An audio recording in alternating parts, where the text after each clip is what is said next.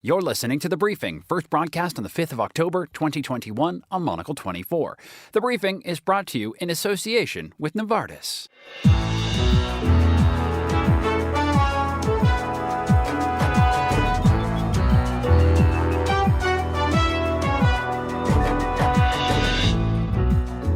Hello and welcome to The Briefing, coming to you live from Studio One here at Midori House in London. I'm Daniel Page. Coming up on today's program. We'll also take on directly the challenges posed by our prosperity, security, and democratic values by our most serious competitor, China.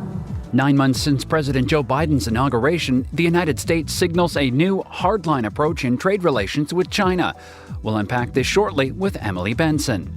Also ahead, one day after a massive outage, a former Facebook employee is accusing the tech giant of betraying democracy. What will it mean for the future of the social media firm? Plus, we'll cross to Zurich for a review of today's newspapers with Fernando Augusto Pacheco. What have you got for us, Faye? Hi, Daniel. We'll talk today about the Portuguese wine boom in Brazil and why Paris this autumn is the place to go. Looking forward to it, Fernando. And later in the program, we'll hear about a Russian film crew making the first ever feature-length picture in space. All that right here on The Briefing with me, Daniel Page. First to Washington, where the Biden administration has announced that tariffs imposed on Chinese goods by former President Donald Trump will remain in place. America's top trade official, Katherine Tai, said she would press China to honor a pledge made in 2020 to spend an additional $200 billion on American goods and services, a commitment only partially held. Here's what Ms. Tai had to say.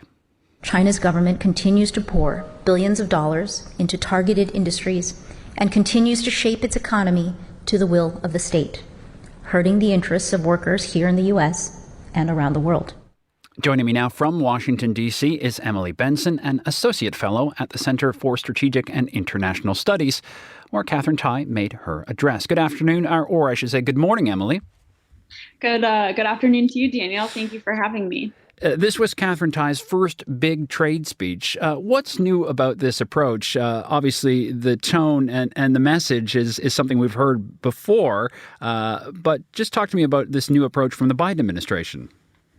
Well, that's the thing. I think there was a lot of buildup around this particular speech. It was sort of expected to be the Biden administration's one big speech on how they will be handling China going forward. And it was sort of a letdown. There wasn't really anything new in the speech yesterday. I think if we pull out three of the kind of newsworthy items from the speech, the first one is that Katherine Tai did say that they will be restarting conversations with the Chinese. So that does indicate some level of progress. I think in trade terms, it's sort of a plan to plan a meeting, if you will. The other noteworthy item is that they will be re-beginning the tariff exclusion process, most of which expired at the end of last year. I think that's good news for American businesses, but it probably doesn't go far enough for them. I think a lot of businesses, especially small and medium-sized enterprises, were really hoping for a removal of the tariffs, and it became clear that that's not immediately on the Biden administration's agenda. The third newsworthy item is that she really didn't say a lot of what people were hoping to hear. So it's sort of a cliffhanger, and we'll have to see what comes next. Well, the Biden administration has, of course, criticized Trump's aggressive policies in the past, as we know. But with this new signaling that they're going to keep that approach, with new talks coming up, as Katherine Tai has set out, what levers do they have to make China stick to their plan to spend more?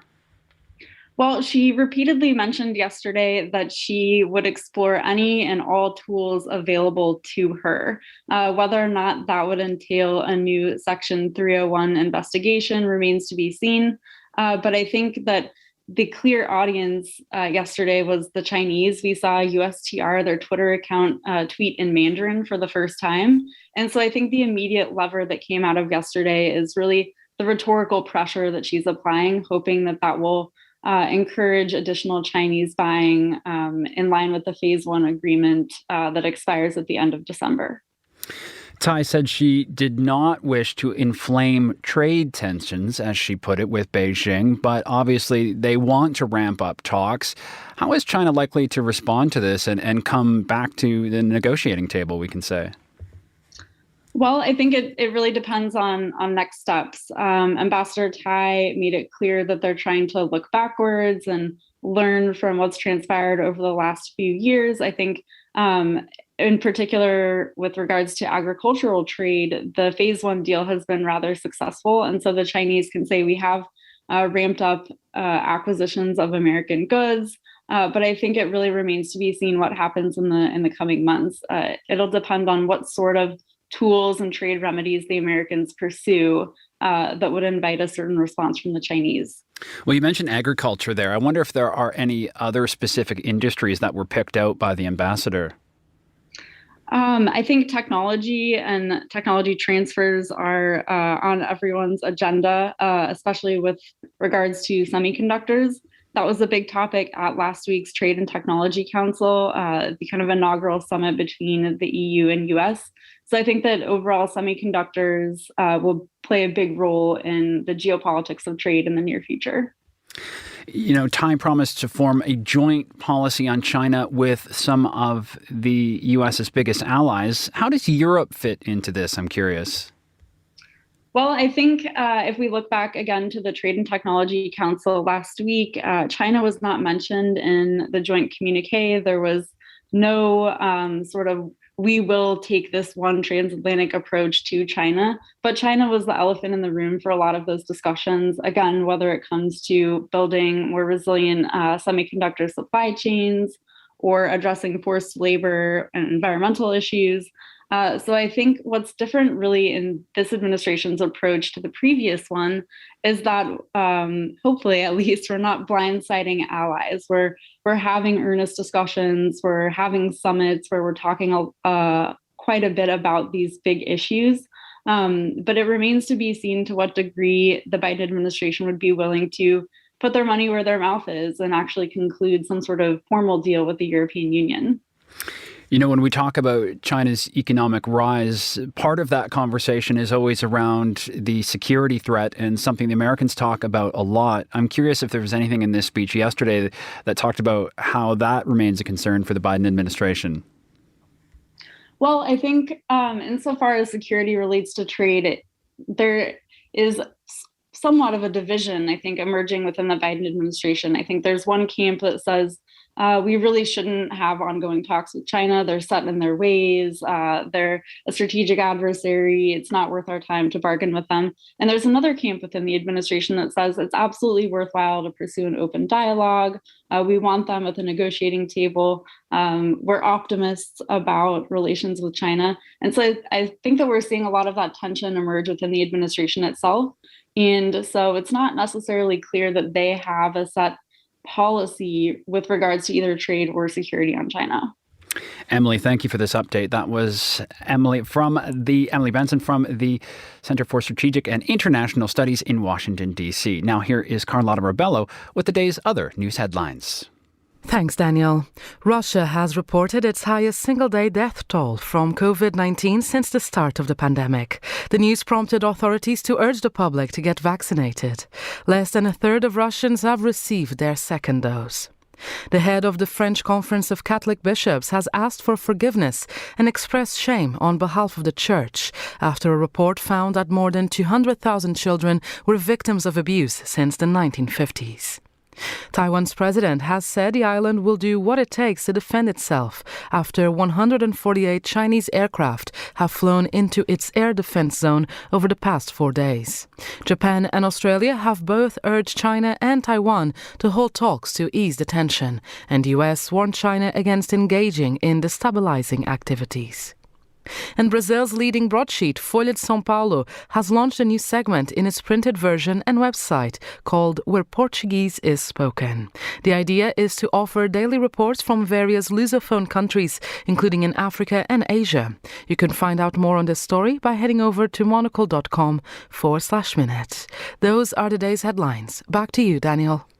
Thanks, Carlotta. Facebook shares plummeted by more than 5% yesterday after the tech giant suffered its worst service outage since 2008. Following the international outage, a whistleblower is expected to testify before the U.S. Senate. Former Facebook employee Frances Haugen has accused the firm of amplifying hateful content and betraying democracy. Well, for more on this, I'm joined by Josh Coles, researcher at the University of Oxford Internet Institute. Josh, good afternoon. Afternoon, Daniel. First of all, I guess we should get into what is behind this outage. Obviously, people around the world were affected and very much took notice. So what is Facebook saying about what happened? That's right. Yeah, there's certainly still much we don't know about what happened yesterday. Facebook hasn't been completely forthcoming yet with exactly what happened. But I think the Crib Notes version is that the internet is basically best thought of as a network of networks. And of course, Facebook with its subsidiaries, Instagram, WhatsApp, Messenger and so on is a very large part of that broader network. So when Facebook, it seems, accidentally effectively told the internet, the rest of the internet yesterday, that there were no routes with which different devices and users could connect with its apps, that's when things started to fall apart. So essentially, it withdrew all the traffic routes, if you like, from the internet to its own services. And that was really why we had the spillover effect yesterday when basically nobody could get onto it. Facebook essentially runs all of its apps through Facebook, I think, which is interesting. Many, of course, criticize that integration across all its platforms, not only for security issues, I think, but for practical ones as well. What does Facebook say about why it does this? That's right. Well, I think at the heart of Facebook's business strategy for the last 15, 20 years has been growth, has been growing at all costs. And when a popular service like Instagram or WhatsApp kind of popped up, as they both did in the last decade, Facebook really snapped those up very quickly and at a price which seems to have been actually quite pretty lucrative for those sites. And so what that's enabled is Facebook to lump together all these very popular messaging apps. I think the top 4 apps on Apple's App Store are all Facebook owned at the moment. And as you say, that means that there is a lot of centralization. But because on the technical level, a lot of the kind of underlying architecture which allows these services to communicate is all under the same roof, if you like. That means that if one goes down, they all do. Or in this case, if Facebook in general, its own architecture tells the rest of the web it's not really open for business, that's going to have huge knock-on effects. So I think one thing that really comes out of this story is not just that it's a matter of maybe antitrust or competitiveness, which is involved when Facebook or any other big tech company acquires one of its smaller rivals. It actually has technical implications as well, which affects the ability for people to communicate. You mentioned Facebook's policy on growth. Of course, we're going to hear from this whistleblower, and we've also already heard a lot from Frances Haugen. She's accused Facebook of prioritizing profit before doing what is good for the public. And I have a feeling I know exactly what Mark Zuckerberg's response will be. We provide, a massive service which does good for many people, and we're doing the best we can to weed out all the bad from the good. But he's also distancing himself from Facebook's problems recently. Can you tell us about that?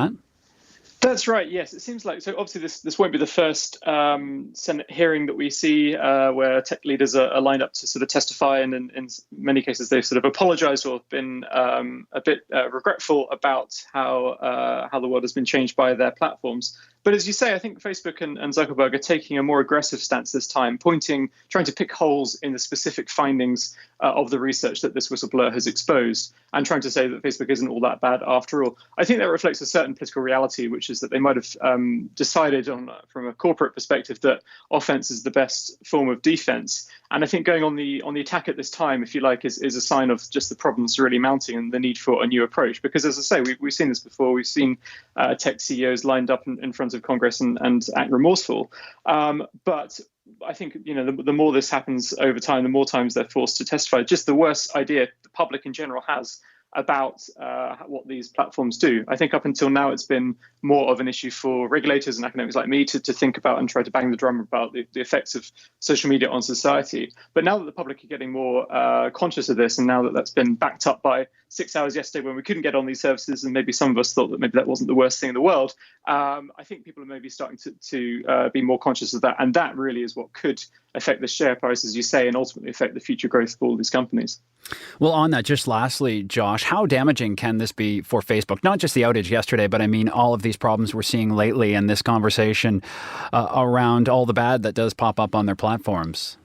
Yeah, I think there certainly could be a cumulative effect. I mean, it says a lot that, as you said at the top, the stock price really dived after the technical outage. Very few of these political scandals have really cut through. I mean, in the short term, they obviously do, but the share price seems to bounce back. And certainly the pandemic last year reminded us how central digital technologies were to society, which no doubt keeps that stock price up as well. But of course, Facebook isn't the only option out there, and its services aren't either. And increasingly, it might be that users look to other digital services that they feel better respect their privacy and data security, and of course, that are functioning maybe even more reliably. So that will be a bigger issue, I think. Will the loyalty of users continue as the internet continues to expand? Josh, thank you for this. That's Josh Coles. You are listening to The Briefing on Monocle 24. Novartis is proud to partner The Briefing on Monocle 24. Novartis is a company that is committed to reimagining medicine. A global healthcare leader intent on changing the practice of medicine, Novartis has been exploring uncharted frontiers in science for more than a century. As part of its environmental strategy, Novartis aims to be carbon neutral by 2025 and reach plastic and water neutrality by 2030. How to create a transparent and credible set of natural climate solutions. Here's Novartis Head of Climate, James Goodrow. At Novartis, we work on climate mitigation efforts to reduce our emissions every single day by investing in efficiency, by shifting to renewables wherever we can do so, and by creating a transparent, credible set of natural climate solutions that will act as offsets to our emissions and deliver co-benefits of health at the same time. But that's not enough. We have to recognize what climate change is going to do to our patient population, and we have to anticipate their needs. We have a duty of care, a responsibility to know what they're going to have as new medical requirements, and to get there and to deliver them before the change happens. Novartis Head of Climate, James Goodrow. Novartis, reimagining medicine.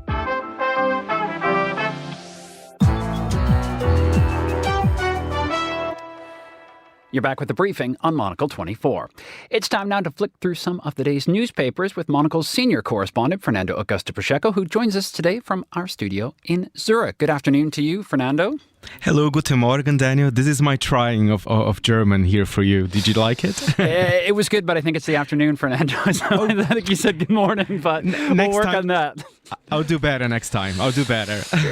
We forgive you. Let's dig into the papers. We mentioned a story in the news wrap, in fact, and that's a news section in one of the São Paulo newspapers. It's a super interesting news segment at Folha de São Paulo, which is Brazil's, leading broadsheet. So basically every day they'll have a section called Where We Speak Portuguese, where basically they are going to cover, countries that speak Portuguese. And it's not only Brazil and Portugal. There'll be stories from Angola, from Mozambique, even though today it's kind of more related to Portugal. There's a very interesting story here, Daniel. There's a boom in Portuguese wine in Brazil. Brazilians tend to drink a lot of wine from Chile and Argentina. Of course, they're the neighboring countries. They're a bit cheaper as well for us there in Brazil. But apparently, Portugal just beat Argentina, and they're the second biggest exporters of wine to Brazil. So that's quite big numbers because Brazilians are drinking more wine than ever. That's interesting, and I actually expected there to be a lot of exports from Portugal, but I was surprised that it wasn't first. I mean, it makes sense. Argentina is so close. They have wonderful wines, of course. But what does that mean, do you think, for trade and integration between the countries? Well, I think it means a lot. And I was reading, one of the reasons, that's quite interesting, actually. Apparently, every year, more and more Brazilians are going to Portugal for tourism. More Brazilians are traveling there. And when they go there, they drink a wine and say, oh, what's that brand? What's that wine that I'm drinking? And then they will look for those same wines when they go back to Brazil. So that's, again, talking about the importance of tourism and how it can even help industries such as the wine industry in Portugal. Let's flip over to the New York Times now and look at the big party that is happening there this week, and that's Paris Fashion Week. We spoke to Dana Thomas earlier today on The Globalist, and she was just talking about the madness this year, how exciting it is to be there, how people are celebrating. And interestingly, in the New York Times, they point out that there are a lot of great hotel bars to party in. Oh, yes. I mean, Paris is definitely back. Not that it ever go away, to be honest. It's one of my favorite cities as well. And even the headline here, in Paris, everyone seems ready to party. And it's not only the fashion week. There's a lot of new launches, as you said, new restaurants, new hotels as well. That's quite important. There's the new, Cheval Blanc Hotel, which is owned by LVMH. And apparently they are attached to La Samaritaine, which is this department store. Beautiful. Even at Monaco, we did a story on that. An amazing photos. I cannot wait to go back to Paris to visit.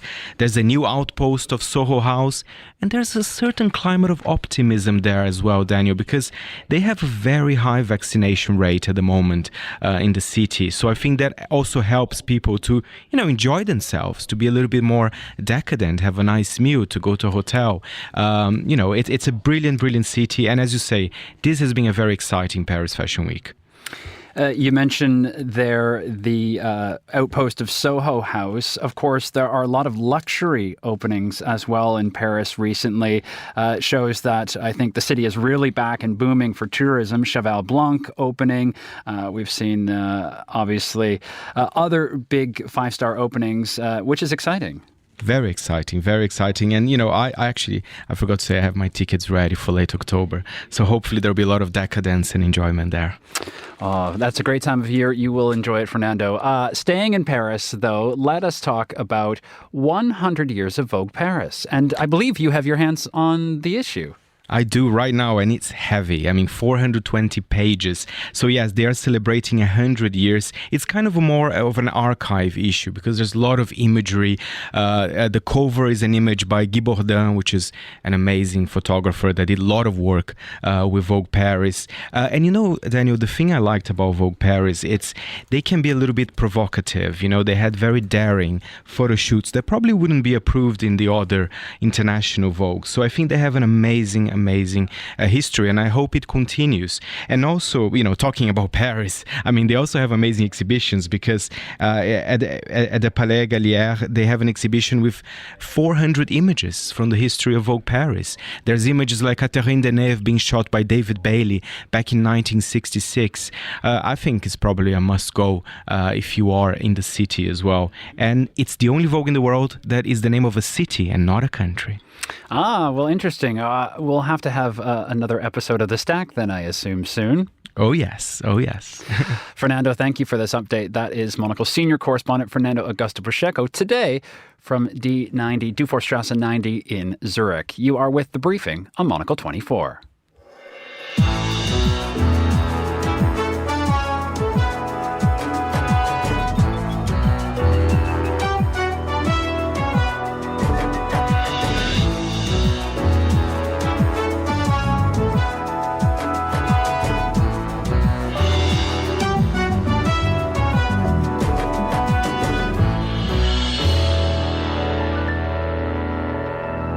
And finally on today's program, the International Space Station is about to become a film set. In a historic first, a Russian actress, director, and professional astronaut were launched earlier today to outer space. Their mission to shoot scenes for the first feature-length picture in orbit. Well, for more on this, I'm joined by the scientist and author, Dr. David Whitehouse. David, good afternoon. Afternoon.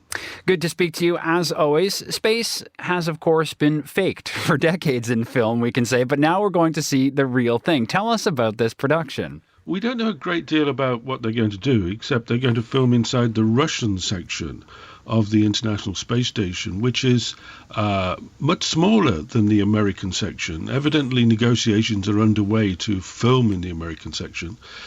We don't know what the plot is.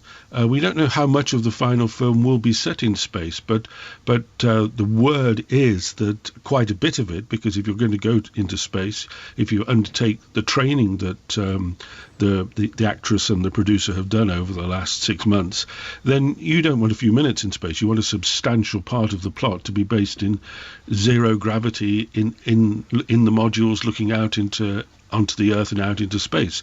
So they're keeping very much the plot under wraps. Some of it's down on the Earth, some of it will involve, in fact, the launch. It was noted that there were high-definition cameras watching this launch, filming this launch, where there hadn't been before. So it's intriguing as to see what they're going to put out in the end. We talked recently about astronauts spending prolonged periods of time in space related to Mars missions. But talk to me about the training course for the actor and director. It will be something totally different for them to go into space, not only to work, but just to be there. Well, the training was quite severe. Even though the training for the SpaceX mission, the Inspiration 4 mission that took place a few weeks ago, was only 6 months and was somewhat lighter than a normal professional astronaut would have. The training for Yulia Pershid and Kim Shipenko, the producer and the actress, was quite intensive, and they said it was very grueling, and they had to learn how to fly the spacecraft and cope with the spacecraft in various emergency situations. Although a lot of this is automated, you never know what might go wrong, and one gets the impression that they were much more intimately involved in the training and the understanding the docking and the flying of the craft than the 4 crew on board the Inspiration 4 Dragon capsule a few weeks ago, which is mostly on automatic pilot. So these people, the actress and the producer, actually, I understand, have earned the respect of professional astronauts as being not just going in to make a film. They actually understand what they're doing in terms of flying the craft. I wonder if they'll have the respect of those on board the International Space Station, even if they are tucked away in the smaller Russian compartment. That must be interesting, though, for the people there in showcasing what it's actually like, and we'll have it in high-definition film. It will be. Problems that are down on the ground often don't survive into the International Space Station. There was 20 years ago when the Russians launched somebody up into space as a fare-paying passenger. A lot of the officials down on the ground in NASA were not very pleased about this. But once they got up into the space station, the fellow astronauts that were there were absolutely fine about it, because they understand it was a different environment, and they welcomed him tremendously. So I think that no matter what America might say about the fact it doesn't totally approve of this type of activity on the space station, even though it's rumoured that Tom Cruise might be wanting to do something similar in the future, once they're up there and they're filming, it wouldn't surprise me if they do stray a bit into the communal areas and film more generally, because I think the astronauts up there, although they're very dependent on ground control, they do have a fair bit of independence. And, one of them might just wave them along and say, come on, you can film where you like. You mentioned fare-paying passengers going up into space. We're seeing a lot more of that, regular people, well, with deep pockets, of course. Do you think we're in a new era of space exploration? It's hard to say if this is going to continue, because it's novel. As you say, people have deep pockets, and there seem to be a fair number of people who want to do this type of thing. But I wonder if really people understand the seriousness of what they're doing. This is still experimental. This is still much more dangerous than air travel. And I wonder if, space has a habit of, once you relax and regard something as routine, it comes back to bite you. We saw that with the space shuttle twice. So I think that it might be the start of a new era, but I think we need a bit more understanding, a bit more testing, a bit more routine, in order to fully understand what it is we are doing, because it is new, it is fresh, and we don't fully understand these rockets that are taking passengers up into space. They haven't flown many times. Just lastly, it turns out one of the actors from Star Trek could be heading to space soon as well. Well, wouldn't it be amazing to see, and it's going next week, to see Captain Kirk actually in space?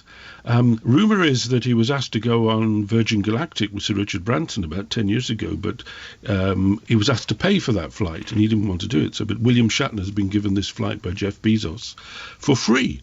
90 years old, passed by the doctors, seemingly as fit as anyone to go on this mission, and that's going to be, if everything goes straight forward, he will boldly go, where few have gone before.